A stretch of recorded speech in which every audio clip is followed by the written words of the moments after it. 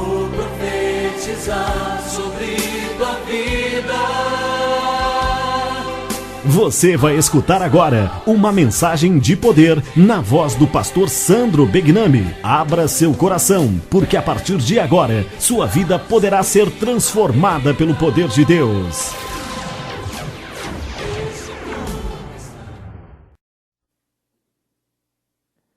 Primeiro livro de Reis, capítulo de número 19, versículo 1. Todos encontraram? Diga amém para mim, por favor. Amém? Está dizendo assim a palavra de Deus. Ora, Acabe fez saber a Jezabel tudo o que Elias havia feito e como matara a espada todos os profetas. Então Jezabel mandou um mensageiro a Elias a dizer-lhe: assim me façam os deuses, e outro tanto, se até amanhã a estas horas eu não fizer a tua vida como a de um deles. Então Elias teve medo e correu para salvar a sua vida. Quando chegou a Berseba, que pertence a Judá, deixou ali o seu moço. Ele mesmo, porém, foi ao deserto, caminho de um dia, chegou, assentou-se debaixo de um zimbro e pediu para si a morte, dizendo: já basta, ó Senhor, toma agora a minha vida, pois não sou melhor do que meus pais. E deitando-se dormiu debaixo do zimbro. De súbito um anjo o tocou e lhe disse: levanta-te e come. Ele olhou e viu que à sua cabeça estava um pão cozido sobre brasas e uma botija de água. Tendo comido e bebido, tornou a deitar-se. O anjo do Senhor voltou segunda vez, tocou-o e lhe disse: levanta-te e come, pois muito longo te será o caminho. Levantou-se, comeu e bebeu. Com a força daquela comida, caminhou 40 dias e 40 noites até Horebe, o monte de Deus. Aleluia. Pode tomar assento, por favor? Que Deus assim abençoe a sua bendita e maravilhosa palavra. Irmãos, nesta manhã eu estava ouvindo em um programa de esportes algo muito interessante que me chamou a atenção. Eu não sei se os irmãos sabem, eu creio que alguns aqui sabem, no Brasil hoje está assim, podemos dizer, no ápice de um esporte que se chama UFC, ou seja, de pessoas que têm lutado a luta chamada luta livre, que tem várias modalidades nessa luta. O que me chamou a atenção foi a vida de dois gêmeos, que tem por nome, que eu posso dizer assim, que é um apelido que chamam eles, os dois são gêmeos, natural da Bahia, e o nome deles é Minotouro e Minotauro. Não sei se os irmãos viram nesta manhã.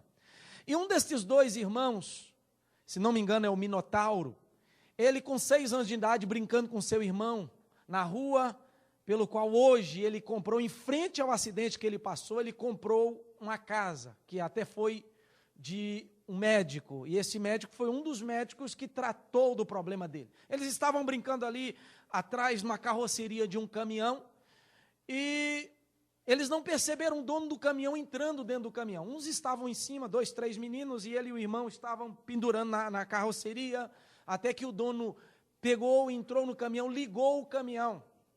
E eles, naquela correria, eles tentaram descer, alguns desceram pelo lado, e este que sofreu o acidente, descendo pela parte de trás. Só que eles estavam esperando o caminhão dar a partida e prosseguir. Como é de costume, quando você pega um carro, você põe a primeira engata para ir à frente. Mas o caminhão, o dono do caminhão engatou a ré. E engatando a ré, ele soltou a embreagem, deu um pouco de salavanco, porque o caminhão é muito pesado, tem aproximadamente 6.000 quilos, um pouco mais. E o caminhão deu ré. E nisso, aquela criança de 6 anos caiu, e o caminhão, que era trucado, passou por cima daquela criança. as duas rodas do truque traseiro e também a roda da frente. Quando gritaram, o dono do caminhão passou a última roda, e quando então veio o irmãozinho e levantou ele, e ele começou a sair mancando, e o irmão falou, não se preocupa, não foi nada, você vai superar, você vai vencer, você vai passar por isso. E aquela criança começou a colocar sangue pela boca. O que aconteceu? Pelo fato do caminhão passar com as rodas, com o truck, e com a roda da frente, passar por cima da barriga daquela criança, praticamente todos os órgãos, eles foram esmagados, os órgãos. E aí começou a danificar veias, os órgãos e tudo, e o pai dele veio naquela hora de desespero, e o pegou, e saiu correndo para o hospital. A cidade chama Vitória da Conquista, eu conheço Vitória da Conquista, Bahia. Chegando ali, os médicos, alguns não acreditaram que aquela criança iria sobreviver, já levaram para a sala de cirurgia, mas ali eles acreditando, alguns outros médicos, e começaram uma cirurgia que durou várias horas. Enfim, no final de todas as coisas, ele tem uma cicatriz bem grande aqui, porque foi preciso puxar o músculo das costas, foi preciso puxar para que repuxasse o pulmão, para que aquela criança pudesse, pelo pulmão, começar a respirar. Então, naquela questão daquela cirurgia, hoje ele tem uma marca bem grande nas costas, por causa daquela cirurgia, e no passar dos dias da recuperação,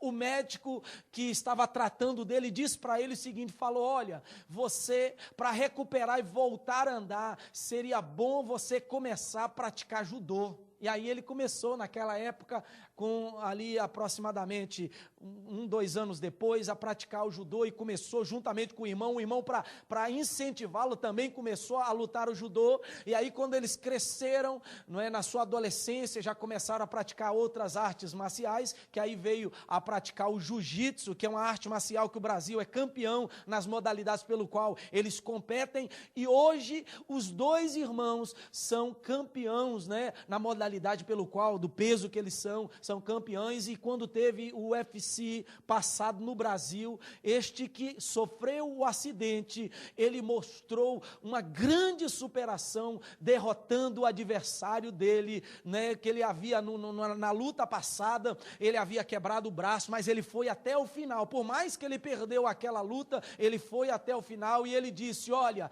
né, quando ele ganhou a luta, colocaram o microfone na boca dele, ele falou assim, olha, eu estou aqui, eu coloquei 16 pinos no meu braço, na luta passada eu perdi, mas eu não venci, eu não dei por vencido, eu fui avante, fiz a fisioterapia no meu braço, eu fiz o que era preciso no meu braço, e hoje eu estou ganhando aqui porque eu não me dei por vencido, eu sou um vencedor. Ele foi a última luta dele com 37 anos de idade, a última luta, e ele demonstrou uma superação muito grande, ganhando aquela luta. Você pode dizer amém por isso? Amém? Então isto é um testemunho daqueles 2 irmãos de superação e de mostrar para nós que eles não recuaram, que eles não se deram por vencidos, mas por mais que pode ter na vida deles, daquele que sofreu o acidente, do irmão, momentos de pensar em desistir, como ele falou, olha, eu pensei em desistir muitas vezes, pensei que não ia sobreviver naquela idade, naquele acidente, mas nós fomos avante e demonstraram ser campeões. Na palavra de Deus que nós lemos nesta noite, nós percebemos também e podemos observar um homem profeta de Deus, da tribo que a palavra de Deus nos fala aqui, da tribo de Gileade, chamado Elias.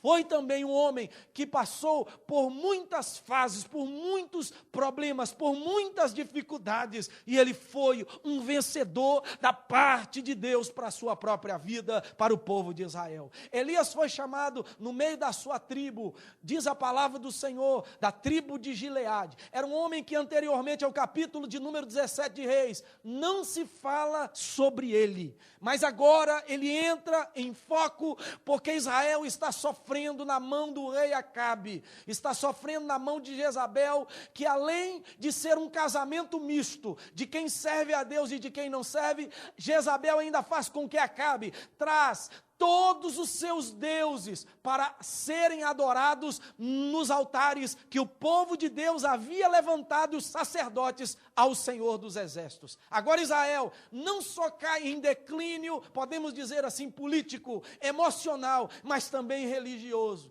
Israel passa por um dos piores, como tantos outros reis, passam por um dos piores momentos da sua vida, porque Deus, nós sabemos que Deus é amor, todos sabem que Deus é amor, eu sei que Deus é amor, você sabe que Deus é amor, mas pelo fato de Israel estar andando em desobediência, Israel agora tem a mão do juiz sobre ele. E Deus então manda o profeta dizer que debaixo da palavra do profeta não cairia um pingo de água, e por 3 anos e 6 meses, ou seja, 3 anos e meio, Israel passou por um momento de seca. Tinha nuvem, mas não caía um pingo de água. Começou a acabar a água, os reservatórios, o gado morrer, não tinha mais plantação, não tinha nada, por causa da dureza do coração e do desvio em adorar outros deuses. E Deus levanta o profeta Elias. Elias desafia os profetas que estavam do lado de Jezabel. E Elias vai no Monte Carmelo e desafia eles. Elias tem a vitória do Senhor quando o fogo de Deus cai, lambe a água e mostra, e o povo começa a gritar: só o Senhor é Deus, só o Senhor é Deus, só o Senhor é Deus.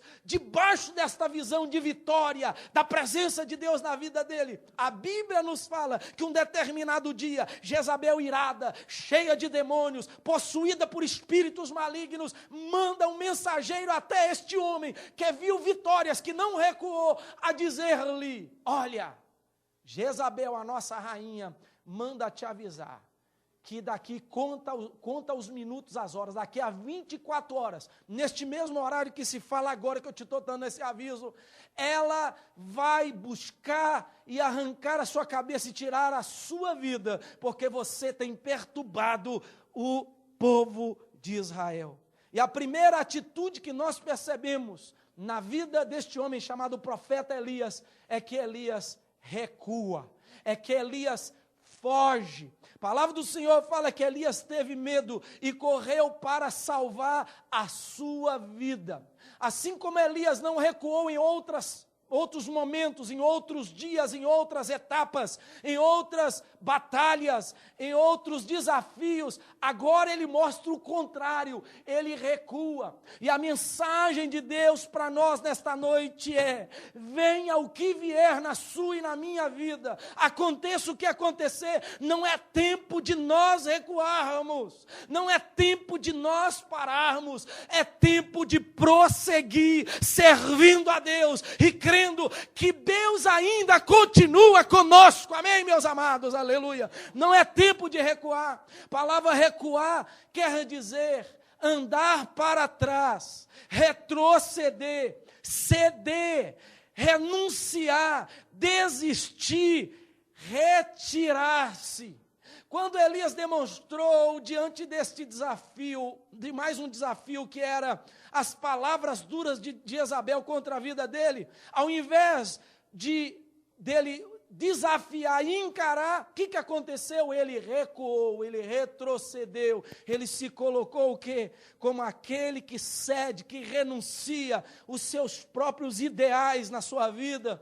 E não é isso que Deus tem para nós, irmão. Parar agora não vai adiantar nada na sua vida, voltar atrás não vai adiantar nada na sua vida. O que Deus tem para nós, venha, quer seja grandes ou pequenos desafios, prossiga, continue andando, continue servindo a Deus, porque o hoje pode ter sido difícil, mas amanhã Deus pode te dar a vitória na sua mão, aleluia, louvado seja o nome do Senhor. A palavra do Senhor nos mostra aqui, que vem um sentimento no coração dele, isso é cabível a cada um de nós, sentimento que vem no coração de Elias, sentimento de medo, por causa da pressão que Jezabel estava fazendo juntamente com o seu exército poderoso. E aí, a sensação que o profeta estava sentindo era esta sensação: ele mesmo foi ao deserto, caminho de um dia, chegou, assentou-se debaixo de um zimbro e pediu a sua morte. Versículo 4, ele se sentiu o quê? solitário. Ele teve uma pressão psicológica muito grande. Palavra de quem? De uma rainha, de um rei que concordava com ela. Imagina, chegar para você o governador e mandar um anunciante até você falar assim: se você não deixar os Estados Unidos da América, o estado de Massachusetts em 24 horas, você vai ser preso e vai ser sentado numa cadeira elétrica até a morte. Nós sentiríamos a mesma coisa, essa pressão psicológica que o poder humano pode trazer sobre a nossa vida. Mas entenda uma coisa, por trás disso tudo, existe uma pressão da parte do inimigo para fazer você recuar. E Elias sentiu isso, pressão psicológica, teve os seus sentimentos humanos aflorados, nós somos passivos a isso. Ou seja, Elias entrou em crise. Quem não passa em crise aqui, irmão? Quem não tem uma crise existencial? Quem não tem uma crise debaixo do seu problema que enfrenta? Todos nós somos passivos a isso. Mas a palavra do Senhor vai nos lembrar que em momentos de crise nós não estamos sozinhos. Diga comigo, em momentos de crise. Eu preciso entender que eu não estou sozinho, aleluia. O versículo de número 5 fala: e ele deitou-se, dormiu debaixo do zimbro. Ele estava com todas as características de alguém que estava em crise humana, de alguém que não queria mais fazer o que ele estava fazendo, que era a vontade de Deus, servir ao Senhor. Ele deitou ali. Isso acontece muito com quem está em depressão. Já parou para pensar em princípio de depressão? A pessoa quer ficar trancada, a pessoa não quer conversar com ninguém, a pessoa não quer dar ouvido a ninguém, a pessoa quer se isolar no seu mundo. Elias estava passando por uma crise psicológica, uma crise de medo, uma crise de depressão, uma crise de opressão, mas a palavra do Senhor nos mostra que Ele não vai nos deixar sozinhos, igreja do Senhor, aleluia. Versículo 5 fala: de súbito um anjo o tocou, ele disse: levanta-te e come, aleluia. Ele estava lá bem dormindo. Isso acontece muito com quem está com essa síndrome de crise. A pessoa quer só dormir, ela quer se isolar da realidade presente, ela quer dormir porque se ela estiver dormindo, ela não vai pensar, ela não vai viver, ela não vai ter ninguém pelo qual pode trazer palavras negativas. Mas Deus enviou um anjo para tocar em Elias, para suprir as necessidades de Elias, que era a presença de Deus que faltava na vida dele. O anjo tocou e disse: homem, levanta bem depressa e come, aleluia. Deus nos manda entender este texto, que não é tempo de recuar, porque na crise nós não estamos sozinhos. Dá um cutucãozinho no seu irmão com esse dedinho que Jeová te deu aí. Dá um cutucão em alguém que está do seu lado assim. Cutuca ele mesmo, fala assim, ó, cutuca aí do lado. Fala assim: na sua crise você não está sozinho, Deus está com você, aleluia. Deus está com você na sua crise, aleluia. Entenda isso, Deus não vai te deixar sozinho, Ele vai estar com você, aleluia. Elias, irmãos, o nome dele, olha que coisa tremenda. O próprio nome de Elias demonstrava a presença de Deus. O nome Elias quer dizer: o Senhor é o meu Deus. Se Deus é o nosso Deus, irmão, pode levantar Jezabel, pode levantar profetas, quantos que seja, pode se levantar exército poderoso, pode se levantar rei de Israel, pode se levantar palavras que venham tentar te desmoralizar. Se Deus é contigo, quem será contra a sua vida? Vale um glória a Deus aí da igreja, amém? Olha que coisa interessante, nesta crise, o anjo então veio e chamou Elias. E aí Elias voltou a dormir de novo. Ele viu o pão lá na brasa, ele pegou aquele pão quentinho. Olha que coisa tremenda, que Deus, quando Ele está conosco, Ele providencia tudo.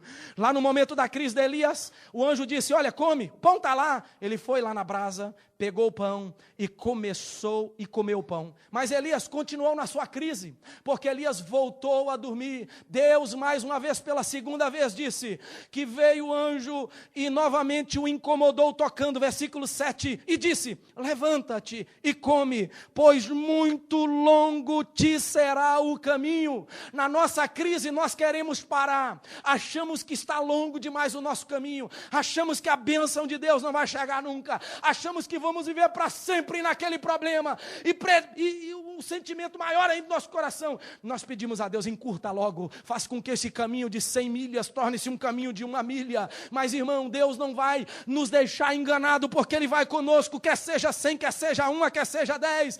O anjo mesmo disse: Elias, come aí, te prepara, Elias, sai dessa crise, Elias, porque a caminhada que te reserva, ela é muito longa. Deus vai estar com você, é longa a tua caminhada, mas Deus vai estar com você. Isso quer dizer, meu irmão, que não pense você que as provas, as lutas e que a bênção talvez vai chegar daqui 1 milha. Não, irmão, a nossa caminhada ainda tem uma caminhada muito grande. Vai chegar a vitória por aí, vai, mas existem vitórias ainda na nossa vida toda para nós podermos lutar, porque é longa a nossa caminhada. Se Jesus não voltar, a caminhada ainda é longa. E Deus demonstra uma coisa: Ele não vai nos desamparar, Ele vai ser conosco, Ele vai estar no nosso lado, Ele vai continuar nos dando livramento. Se caímos em crise de novo, pastor, Deus vai estar comigo. Eu tenho uma palavra: Ele vai estar com você de novo. Aleluia, exaltado seja o nome do Senhor. E aí, Elias se levantou, diz o versículo 8, comeu novamente e bebeu. Com a força daquela comida, Deus deu tanta força para Elias, que ele começou a caminhar. Passou 1 dia, passou 2, passou 10, ele está caminhando. Ele precisava de chegar no objetivo dele, ele está caminhando. E aí passaram-se 39 dias, Elias estava sozinho? Não, a força daquela comida sustentada por Deus estava dando condição, calorias para ele continuar caminhando. Completaram-se 40 dias, e diz a palavra do Senhor, que foi a condição, foi as calorias suficientes para Elias chegar em Horebe, o monte de Deus. E aí tem um contraste para nós. Quando Elias chegou em Horebe, a palavra Horebe quer dizer seco. Horebe é a mesma coisa, eu estava estudando do Monte Sinai, o monte que Deus revelou a Moisés os seus 10 mandamentos, as 2 tábuas, as tábuas dos 10 mandamentos. E se você, como eu, nunca fui no Monte Sinai, no Monte Horebe, mas você vai perceber quando você olha fotos, por aqueles que já foram, eles dizem que o Horebe é muito difícil de ser escalado. Por quê? Além de ser alto, o Horebe tem pedras pontiagudas, que não é qualquer animal que sobe, que não é qualquer pessoa que sobe. É um monte muito seco, não tem vida, é alto, é frio.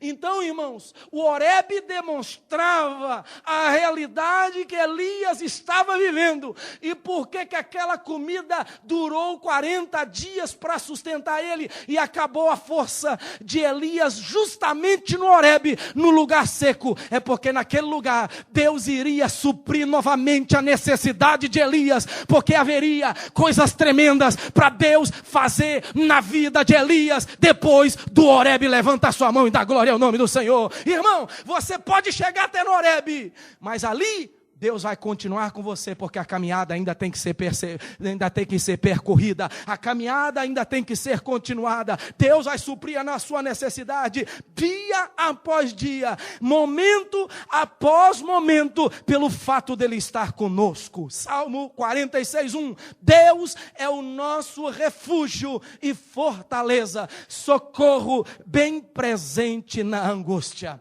Salmo de número 20, versículo 7, uns confiam em carros, outros confiam em cavalos. Olha aqui que está dizendo a palavra: mas nós faremos menção do nome do Senhor nosso Deus. Isso é confiança, presença de Deus na nossa vida. Isaías 31, versículo 1 está dizendo: ai dos que descem ao Egito a buscar socorro, e se estribam em cavalos. Aí ele diz mais ainda: e tem confiança em carros, porque são muitos que confiam nos carros. Ainda dizem mais: e nos cavaleiros, porque são poderosíssimos. Olha aqui que o profeta Isaías tem da revelação: e não atentam para o Santo de Israel e não buscam ao Senhor, aleluia. Ele está profetizando aqui, quando você estuda o contexto de Isaías, que Israel fez aliança com o Egito, porque estava temendo o rei da Babilônia, Nabucodonosor. Então Israel pensava assim: se eu fizer aliança com o Egito, que é poderoso, nos carros e cavalos e cavaleiros que são poderosos, pode vir o rei de lá, porque eu e o Egito vamos vencer. E eles esqueceram que pode ter carros e cavalos e pode ser grande o exército, se Deus não estiver na vida do povo dele, vai perder a batalha e eles vão ser envergonhados. Mas nós vamos confiar no Senhor. Quem confia no Senhor aí? Quem tem o Senhor como seu socorro aí nesta noite? Quem crê que Deus é com você aí no momento da sua luta, glorifica o nome dele, aleluia. Irmão, vamos confiar nestas coisas? Não, vamos confiar no Senhor. Ele está conosco, Ele vai nos abençoar, já está nos abençoando, aleluia. Eu preciso também, segunda coisa, além, na minha crise de entender, e Elias precisava de entender que ele não estava sozinho, que Deus era com ele. Outro texto também, só para falar na questão que nós não estamos sozinhos. Hebreus 10, 38. Mas o justo viverá pela fé. Você sabe o que é fé? Palavrinha tão pequenininha, mas que traz resultados na presença de Deus, para a glória do nome do Senhor. O justo viverá pela fé. E se ele recuar, olha o que diz a Bíblia: a minha alma não tem prazer nele. Então o que nos desaprova, sabe o que é? É não ter fé no Senhor. Se nós não tivermos fé no Senhor, que Ele é conosco, que Ele vai nos fazer entrar, está difícil, meu Deus, talvez você pense assim, uma situação, vou dar só um exemplo, meu Deus, agora, acabou, agora eu vou morrer aqui, como nós cantamos aqui, eu vou morrer nessa água aqui agora, estou começando a andar na água, e está começando a afundar, é aqui que eu vou morrer. Se você não tiver fé suficiente para entender que Deus vai te dar vitória, diz a palavra, se nós recuarmos, Deus não tem prazer na nossa incredulidade. Você está entendendo essa palavra aí? Diga amém, Jesus, nessa noite. Está dizendo, o justo viverá por fé. O justo irmão, não é bolso cheio de dinheiro que nós precisamos de viver. Nós precisamos ter fé no Senhor. Nós precisamos confiar no Senhor. Porque se nós fizermos assim, olha, como é que anda o caranguejo? É ó, para trás. O caranguejo anda assim, ó. Ao invés do caranguejo fazer assim, ó, andar para frente, o caranguejo anda assim, ó, é recuando. E ali você ouviu da minha boca aqui as significações do que é recuar: é desistir, é parar, é renunciar, é retroceder, é andar para trás. Se nós andarmos para trás por falta de fé, Deus não tem prazer na nossa vida. Mas se nós acreditarmos que Deus vai nos fazer continuar avante, se Ele é conosco, pode ter certeza de uma coisa: pode se levantar palavras e mais palavras das Jezabéis por aí, das palavras negativas contra a sua vida. Se Deus é com você, quem vai ser contra você? Se Deus é por você, quem vai ser contra você? Aleluia! Louvado seja o nome do nosso Deus. E também não é tempo de recuar, porque nós devemos identificar, ou nos identificar como Deus, Ele quer nos usar. Nós precisamos de identificar a maneira como Deus quer nos usar. E aí a Bíblia nos mostra o lado negativo de Elias. Porque Elias, ele sabe o que ele fez? Versículo 9. Ali entrou numa caverna. Ao invés de Elias no Monte Horebe, é o lugar da sequidão, acabou minha força. Agora, meu Deus, no teu monte, me revista de novo. Ele deveria orar dessa forma: Deus me dá força de novo, Deus me enche de novo, Deus me dá força, eu estou em crise, mas renova a minha força na crise, me tira da crise, me faz passar do Horebe no lugar da sequidão e continuar a chegar, porque eu tenho Gileade para conquistar, eu tenho que chegar até onde o Senhor quer. Sabe o que aconteceu com Elias? Quando ele chegou no Horebe, ele encontrou uma caverna. E Elias entrou dentro da caverna. Ele deixou de identificar o que Deus faria da vida dele. Ele queria se esquivar. É isso que muitas pessoas fazem, irmão. Se esquivam. Elas querem se esconder nas cavernas, porque o projeto de Deus para a sua vida é muito maior do que aquilo que você ainda não sabe que você está pensando. Escuta bem, se eu acho, mas Deus vai me usar só dessa forma, irmão, o que Deus tem para a minha vida é muito maior do que Ele já me usa. O que Deus tem para você é muito maior do que você está esperando. Quem entende isso e quer entender isso pela fé, diga glória a Deus nesta noite, amém? O que Elias fez foi uma falta de identificação. Ele entrou na caverna. E muitas vezes nós também fazemos isso, queremos entrar na caverna. E como Elias então iria, entender a missão dele perante Deus? Aí Deus então disse a Elias, olha aqui versículo 11, veio uma palavra do Senhor a Elias e falou assim: Elias, saia da caverna, venha para o lado de fora. E Elias queria identificar, será que o Deus, olha na imaginação de Elias, queria identificar Deus da mesma forma de outras vezes. Queria entender o que Deus iria fazer na vida dele da mesma forma das outras vezes. Ele pensou: Deus agora vai fazer alguma coisa estrondosa, Deus vai fazer um barulhão grande, Deus vai fazer coisas tremendas, muito maior do que fazer fogo cair do céu, para que eu entenda a missão que Ele tem para a minha vida e eu não venha recuar. A Bíblia fala que Deus fez Elias entender. E Elias começou a falar: Senhor, eu tenho sido zeloso. Olha, lê o texto depois.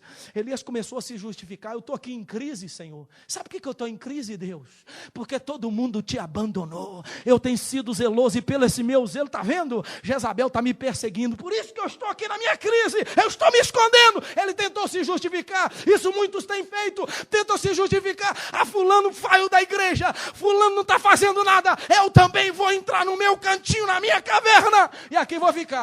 Aqui eu vou parar. Não é isso que Deus quer que nós identificamos, como Ele quer nos usar. Quem está entendendo aí, diga amém, porque Deus está falando com você, aleluia. E aí, Deus começou a se apresentar a Elias. Então Ele falou: sai para fora, Elias, que eu vou te mostrar, fazer você identificar a missão que eu tenho na sua vida. Veio então a palavra de Deus, fala. Veio então, meu querido e amado irmão, um forte vento. Começou a soprar um vento. Elias pensou: Deus vai falar comigo no vento. O vento passou, diz a Bíblia, e Deus não falou nada com ele. Deus estava em silêncio. Segunda coisa, começou a tremer a terra.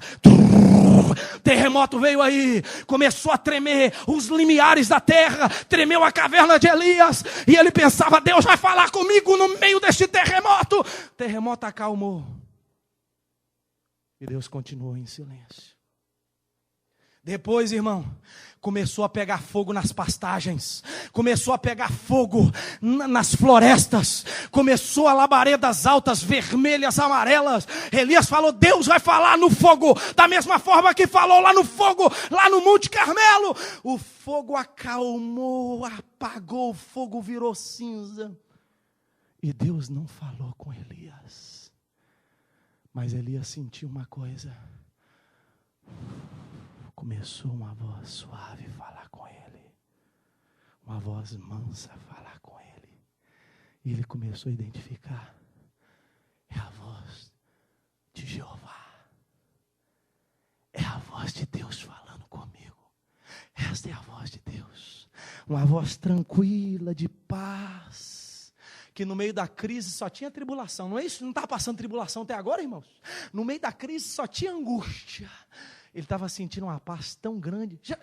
Eu estou falando da minha experiência, não sei dos irmãos, mas eu já senti paz no meio da tribulação.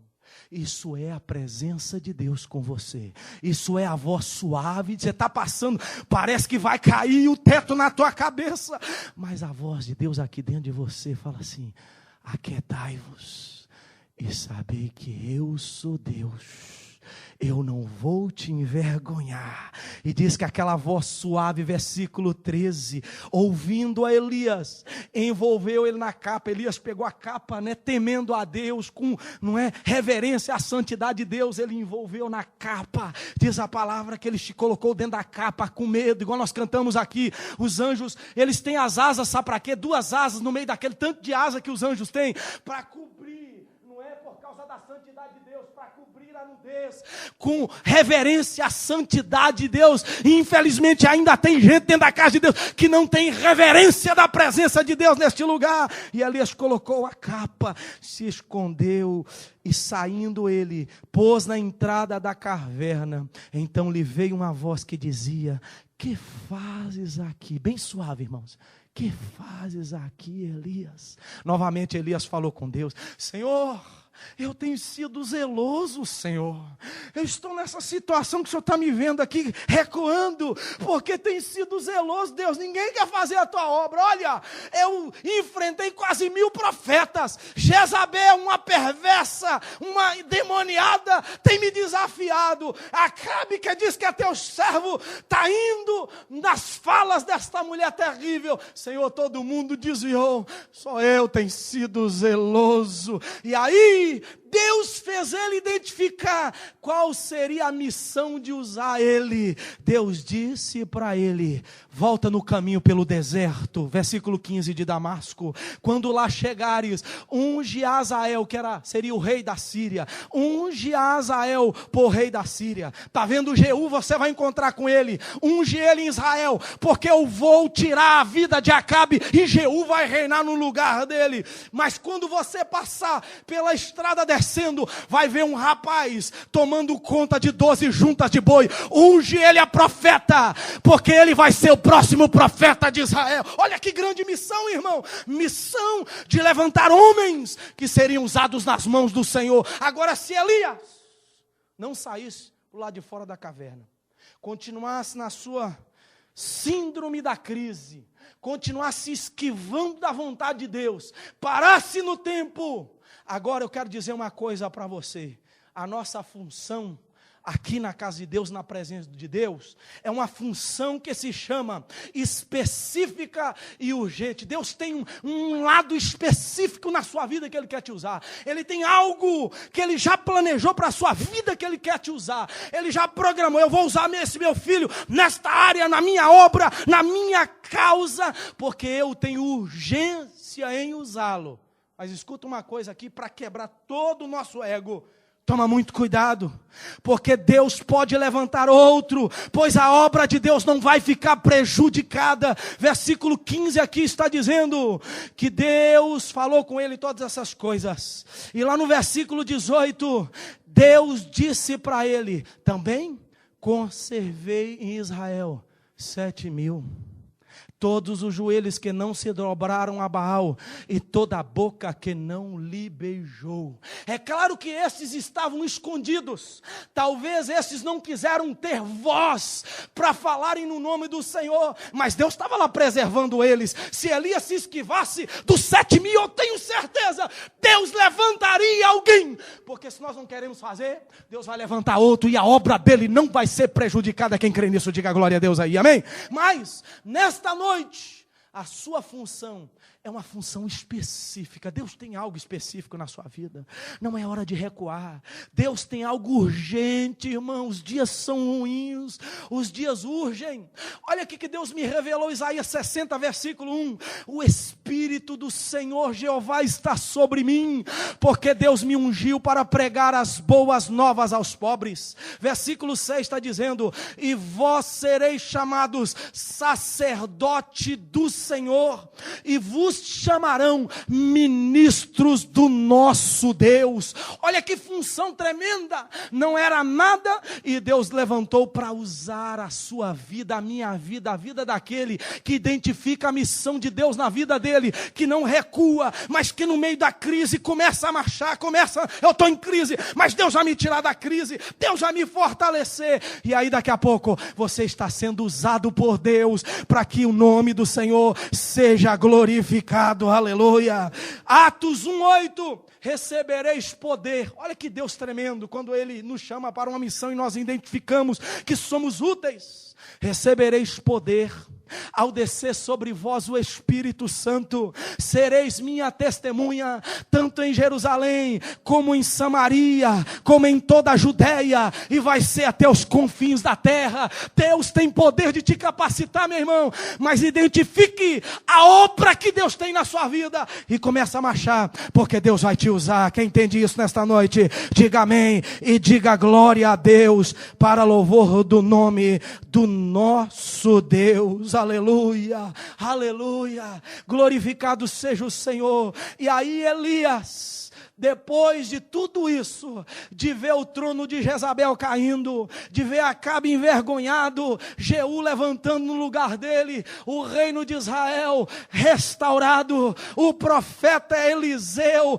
tomando o lugar de Elias. Elias então foi tomado pelo Senhor, cumpriu a missão, e Deus foi glorificado, porque na hora que ele recuou, Deus ainda deu chance dele seguir avante, dele seguir na sua perspectiva, dele seguir na sua missão, e ele então foi usado nas mãos poderosas do Senhor. Deus está dizendo para você, não pare em 2012, prossiga em 2013, tem algo para nós fazermos para Deus independente. Escuta bem, se nós vamos ganhar alma para essa igreja ou não, faça a obra do Senhor, deixa Deus te usar, rompa as barreiras que impedem você de conquistar mais bênçãos para a tua vida material, para a tua vida familiar, para a tua vida marital, para a tua vida como filho. Rompa as barreiras, não recue, porque este tempo é tempo de conquista. Levanta a tua mão direita para o céu e fala assim: este tempo é tempo de conquista, é tempo de vitória, é tempo de Deus me honrar para a glória do seu nome nesta noite. Aleluia. Fecha os teus olhos agora, fecha os teus olhos. Como é que está a sua vida? Está vivendo em crise? Hoje Deus manda te dizer, é hora de viver em Cristo. É hora de viver na posição que Deus tem para a sua vida. Elias, irmão, depois que Deus fez uma obra na vida dele, ele virou um homem desafiador. Elias virou um homem de unção. Elias continuou com o seu próprio zelo que ele tinha. Elias demonstrou tudo aquilo que Deus tinha na vida dele. Se você está fraco hoje, se você está pensando em recuar, fica de pé no seu lugar aí, fala com Deus: Deus, eu confesso, estou fraco, eu confesso, Senhor, que eu estou parecendo o perfil de Elias, mas Senhor, hoje eu preciso do Senhor como meu socorro, me ajuda. Fica de pé no seu lugar, você que precisa de Deus para te ajudar. Hoje, meu irmão, você precisa de identificar Deus te chamando para algo muito mais profundo, para algo muito mais do que só vir ao culto, para algo muito mais do que o que você já tem feito. Deus quer que você faça muito mais, Deus quer te usar muito mais. Existem outros níveis que Deus quer usar a sua vida, mas depende só de você. Mas a palavra de Deus é: tome cuidado, porque Deus pode levantar outro no seu lugar. E daqui a pouco, quando Deus levantar outro no seu lugar, fala: poxa, Deus, essa área era a área que identificava comigo, e eu parei no tempo, eu não quis, fui covarde, me escondi na caverna, quis pedir a morte para mim, parei debaixo do zimbro. Deus, e agora está vendo essa está sendo usada, era o meu lugar. Meu irmão, não perca a sua oportunidade, porque Deus quer mandar o Espírito dele sobre a tua vida para pregar. Deus quer mandar o Espírito dele sobre a tua vida, para que você seja chamado sacerdote de Deus, ministro do nosso Deus. Deus quer que você seja testemunha, tanto em Boston, como em todo os Estados Unidos, e aonde você passar, até os confins da terra. Ponha-se no lugar, não recue, não pare. É hora de marchar, é hora de ir para frente, é hora de vencer as palavras que nos aprisionam. É hora de nós darmos um basta, e de nós nos levantarmos na força do Senhor. Você que ficou de pé, levanta agora suas duas mãos para o alto, e eu quero que você abra a boca agora para falar com Deus. Eu quero te pedir, por favor, fale com Deus aí, se derrame agora na presença do Senhor. Fala tudo que te aprisiona agora, fala tudo que te atrapalha, fala para Deus. Ele está aí com o ouvido dele bem aberto agora. Talvez você não quer falar para mim, e eu te dou total deu liberdade, aleluia, intimidade para você mesmo, mas para Deus você pode ser íntimo de Deus, amigo de Deus. Você pode falar para Ele, porque Ele vai ser o teu socorro, porque Ele que vai colocar fé no teu coração para você não recuar, porque Ele quer ter prazer em você. Fala para Ele agora, tudo aquilo que você tem como falha, como defeito, que você não fez para Ele, fala para Ele agora. Eu vou te dar este minuto para você falar para Ele, para você confessar, e daqui a pouco eu vou fazer uma oração, profetizando unção de Deus na tua vida, profetizando força, profetizando, porque Deus vai te dar a condição de você identificar a partir de hoje, qual é a área que Deus vai te usar, e Deus vai mudar a história da tua vida ministerialmente falando, em 2013, para louvor da sua glória. Fala com Ele agora, eu quero cantar, aleluia. Eu não preciso ser reconhecido por ninguém. A minha glória é fazer com que conheçam a Ti. Quero que você fale com Deus agora. Quando você escuta eu louvando, você vai falar com Deus. Agora é hora de você falar com Ele e orar. Para que Tu cresça, Senhor, mais e mais.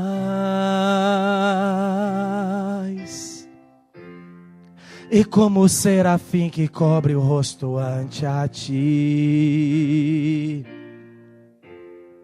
escondo o rosto para que vejam Tua face em mim. Vai falando com Ele. E que diminua eu, para que Tu cresça, Senhor, mais e mais. Deus vai te levar lá. Nos santos dos santos, a fumaça me esconde, só Teus olhos me vê. Debaixo de Tuas asas é o meu abrigo, meu lugar secreto. Só Tua graça me basta e Tua presença é o meu prazer. Nos santos dos santos, a fumaça me esconde, só Teus olhos me vê. Debaixo de Tuas asas é o meu abrigo, meu lugar secreto. Só Tua graça me basta e Tua presença é o meu prazer. Você que está sentindo um chamado de Deus para fazer algo para Ele, 2013, sai do seu lugar, vem aqui na frente que eu quero orar por você. Talvez você está falando: Deus, eu quero ser revestido desse Espírito.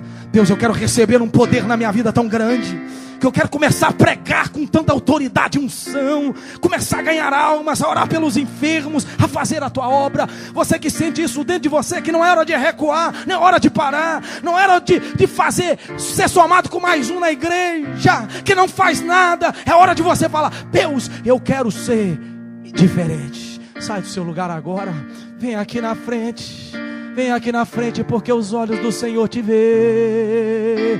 Venha falando para Deus: eu quero fazer. Deus, eu quero identificar a minha missão, a missão que o Senhor tem para mim nesta terra, a missão que o Senhor tem para mim em Boston. Deus não te trouxe em Boston, meu irmão, para você ser rico. Deus te trouxe em Boston para você ser ministro, sacerdote do Deus vivo, para você ser um ganhador de alma, para você testemunhar tanto em Boston como em todo os Estados Unidos e até os confins da terra. Vem aqui na frente, vem, eu quero orar por você agora. Aleluia, aleluia. Meu amor, continua tocando aqui para nós, por favor. Tem algo tremendo de Deus na tua vida nesta noite.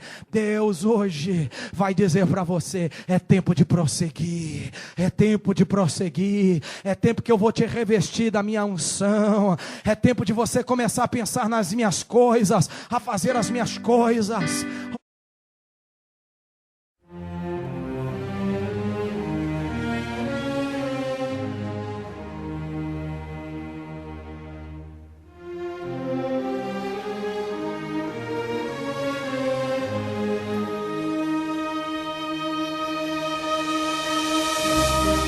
Você acabou de ouvir mais uma mensagem de poder na voz do pastor Sandro Benguinami. Para contato, ligue 617-224-3031 ou envie um correio eletrônico para adrenacer@hotmail.com. Que Deus abençoe. Até a próxima.